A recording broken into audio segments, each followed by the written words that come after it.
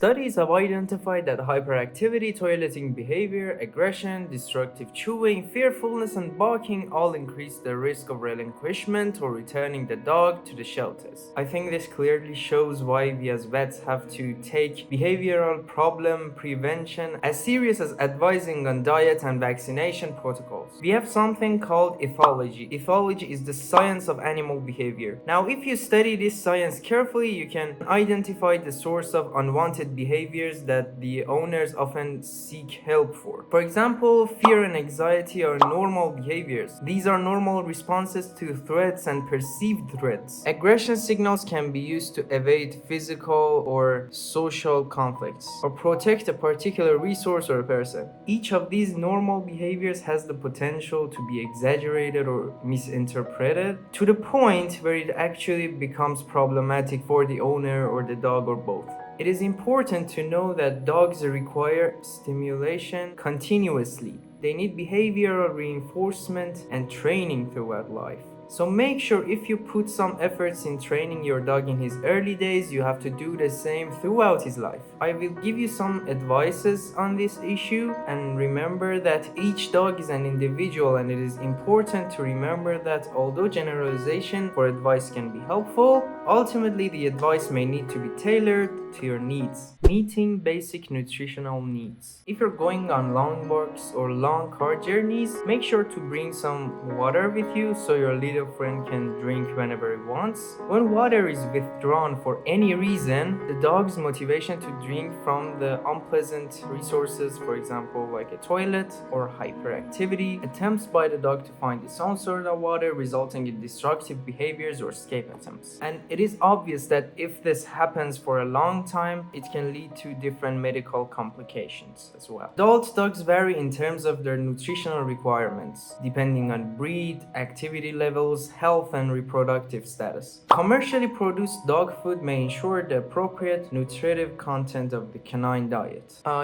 Dogs evolved as hunters and scavengers. They spent most of their time searching for food, stalking, or catching and eating a prey, and sometimes seeking nutritional waste so they can eat. Dogs don't have that kind of activity nowadays because they just handed a bowl of food and they don't have to fight for that shit. So now the owner can ask the dog to work for its food, and here are some techniques for you. Nothing in life is free. You can ask your dog to do something, and if he does, he earns the food you're giving him. This is an important principle in training your dog. For example, you tell your pet to sit, and if he does, he will earn a treat. Food trails or treasure hunt. This provides a mental stimulation and it keeps the dog occupied, especially when the owner is not present. It's a simple technique. You hide the food and the dog finds it. But be careful, it's better to not use it in a multi-dog household. As a general rule, resources for both of your dogs should be equal and enough to avoid aggression between them. There are some commercial toys that drop kibbles whenever your dog completes a task. Often dog owners like to have a set routine for the care of their dog.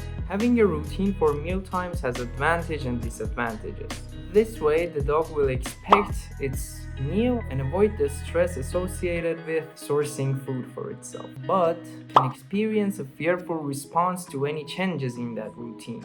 For example, if the owner is late or if someone unfamiliar is caring for the dog. Some dogs develop habits designed to solicit feeding of meals. It is up to owners to prevent this from happening. If they reward the dog by providing the food or treat in response to barking, begging, or pestering, which means annoying someone to get something, the dog will simply learn that this is an effective strategy to get the desired response from the owner, and this situation can soon become a problem. The best means of preventing this situation is to prevent the habits from forming in the first place. Elimination and toileting behaviors, age, neutering status, health, diet, and individual variation will all influence the frequency of elimination of dogs. In newborn puppies, defecation and urination only occurs with maternal stimulation. The mom licks the area between the anus and the genitals. Sometimes we artificially do these ourselves as owners when we have an orphaned puppy.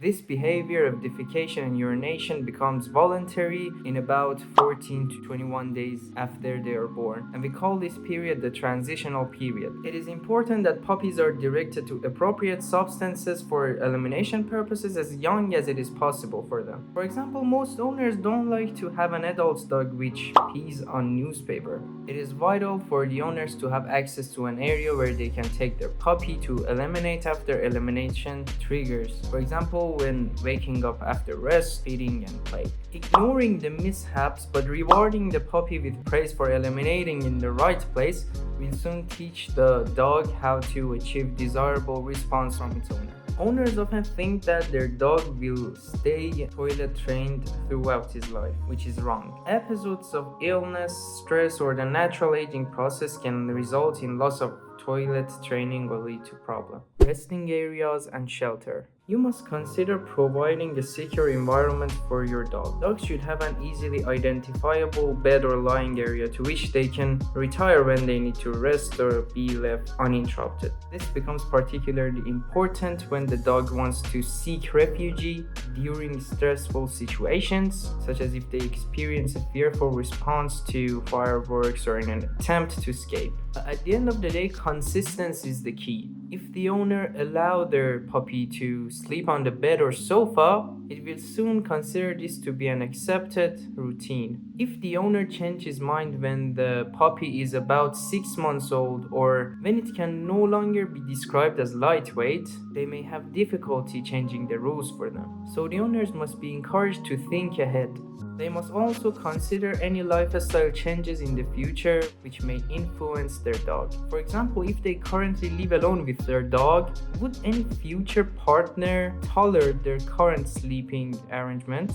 It is important to consider this because any changes in their routine is going to be a stressful situation for the dog. Dogs would be most active in the early morning and in the evening. If the nutritional input of the dog outweighs the activity level, this can lead to obesity, and you already know how many bad effects obesity has. You need variety in physical activities. A dog that expects the same walk every day, or the owner throws him a ball every day at a certain place, has the potential to become stressed when this expectation is not met. These routines may become interrupted for a variety of reasons. These interrupted routines can cause attention-seeking behaviors from the dog. For example, pestering, barking, or jumping up on the owner. Providing the dog with adequate exercise and stimulation with variation in time, duration, and location of its walk, as well as any specific interaction with its owner during the walk, may help to improve the adaptability of the dog. Play in puppies. Dogs need to learn a skill for playing with other creatures. This skill, referred to as bite inhibition, requires practice in order to lower the pressure with which another individual can be mouthed without causing harm. This is a normal and essential part of their social education, which, if denied, for example due to isolation, can result in biting and inappropriate use of mouthing during future interactions. Such mishaps can sometimes be misinterpreted by owners as expressions of aggression or dominance and can result in puppy having limited access to play and interactions in the future. So the owner has to learn these signals, for example, play bows, paw raising, tail wags, and the use of barking to elicit play are vital if the dog is to interact safely in the future. Sometimes growling, biting, and scruffing are also normal behaviors during play, and it should be vocal responses or withdrawal by the playmate rather than intervention by humans that serve to educate the puppy when it has gone too far. Newborn puppies will suck on every warm object they face, presumably in an attempt to elicit milk. Oral exploration of the environment continues through transitional period, socialization period, and juvenile period. And it is important that puppies and adult dogs are directed to appropriate chew materials in order to satisfy this behavior safely. This will help to maintain the dog's dental health and also avoid misdirection of this behavior to less suitable items, which might result in damaged teeth or gums, eating foreign bodies and obstructing intestines, or sometimes even damage to property. Treats and rewards. Treats are our gold standards for dog training, and they are used effectively for rewarding good behavior and successful training. Most dogs are food motivated, but those who are not, praise or favorite toys can be used instead. However, excessive use of food rewards can devalue the reward and in extreme cases contribute towards obesity if total food intake is not carefully regulated. So all treats must be earned. Believe it or not,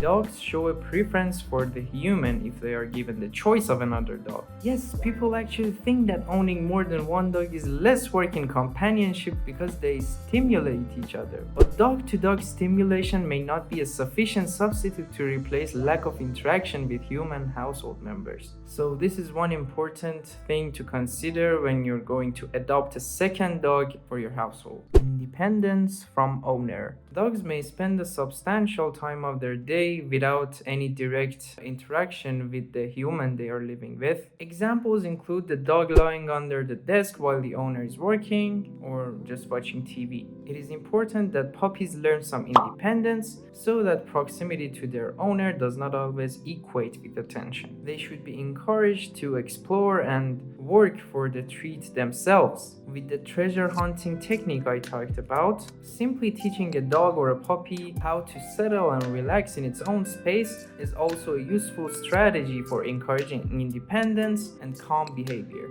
It is really important to form this habit with puppies and juvenile dogs so that they become accustomed to spending time on their own and do not use pestering tactics to seek attention from their owners, as this habit is much harder to break in adult dogs. Lack of training has been identified as a contributing factor for relinquishment, so learning the basics of canine behavior should be mandatory for all dog owners. Dogs, like children, need to understand the rules so they can obey them and then get praised by their owner. These rules must be clearly stated to dogs using verbal or visual cues so that the dogs understand what you want from them. And these rules must be reinforced consistently, as I said before, by all members of the household and visitors if possible, irrespective of time of day, owner's mood, and occasion. On the other side, punishment is a very difficult tactic to get right and is often used while the owner is experiencing anger or embarrassment or this kind of emotions, which reduces their ability to use it appropriately. The resultant stresses for the dog experiencing the punishment can include confusion, fear, and aversion toward their owners, and can increase the risk of future anxieties and likelihood of an aggressive response. So in most cases, I discourage dog owners from engaging in this approach, as the negatives outweighs the positives. Travel. Dogs often travel by car, train, or with ferry with their owners, and it is important that the dog learns positive associations with this experience early on. If a car journey is always followed by a visit to a groomer or a veterinary clinic or boarding kennels maybe, the dog may develop a negative association and feeling that can result in travel sickness or other signs of anxiety. Ideally, these travels should be also associated with positive feelings like a new or familiar walk, visiting human or canine friends. There is a rule in training your dog: everything should be gradually increased, and in this matter as well,